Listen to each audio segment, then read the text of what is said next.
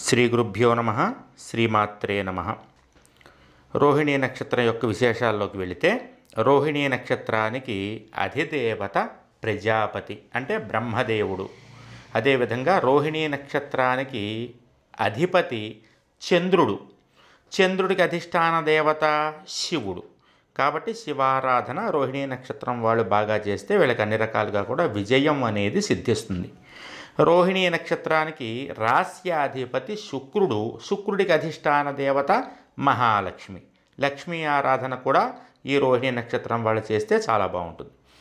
అదేవిధంగా అదృష్ట రత్నం ముత్యము లేదా సోమరత్నము. అదృష్ట వర్ణము తెలుపు రంగు. వీళ్ళు తెలుపు రంగు ఎక్కువగా వినియోగించడం వల్ల వీళ్ళకి అన్ని రకాలుగా కూడా అద్భుతమైనటువంటి ప్రగతి అనేది కనపడుతుంది. రోహిణీ నక్షత్రానికి అదృష్ట సంఖ్య 2. అదృష్టవారము సోమవారం. కాబట్టి 2 సంఖ్యను సోమవారాన్ని ఎప్పుడైనా వీళ్ళు కలిసి వస్తే కనుక, లేదా విడివిడిగా వచ్చినప్పటికీ కూడా 2 సంఖ్యని సోమవారాన్ని వీళ్ళు కనుక జాగ్రత్తగా ఉపాసనా మార్గానికి, దైవారాధనకి, మంచి పనులు చేయడానికి వినియోగిస్తే అన్నింటా కూడా విజయం వీళ్ళదే అని చెప్పచ్చు. ఈ రోహిణీ నక్షత్రానికి అదృష్ట వృక్షము నేరేడు చెట్టు.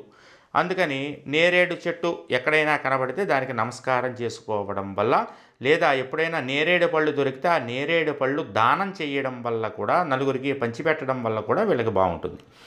రోహిణీ నక్షత్రానికి పఠించవలసినటువంటి మంత్రము ఓం సోమశేఖరాయ నమో నమః. ఓం సోమశేఖరాయ నమో నమః.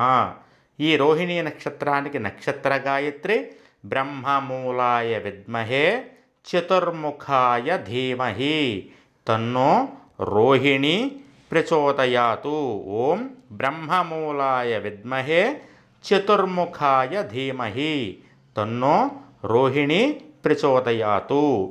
ఈ నక్షత్రం వాళ్ళు ఈ పైన చెప్పినటువంటి ఓం సోమశేఖరాయ నమో నమః అనేటటువంటి మంత్రాన్ని ప్రతిరోజు 21 సార్లు పారాయణ చేసుకుంటూ, ఈ నక్షత్ర గాయత్రిని రోజుకి 2 సార్లు కనుక చదువుకుంటూ ఉంటే వీళ్ళు అనుకున్నటువంటి పనులన్నీ కూడా ఆటంకాలు లేకుండా ముందడుగు వేయడం అనేటటువంటి జరుగుతుంది. కాబట్టి చక్కగా ఈ విధంగా ఈ నక్షత్రం వాళ్ళు చేసుకోవచ్చు. జయం.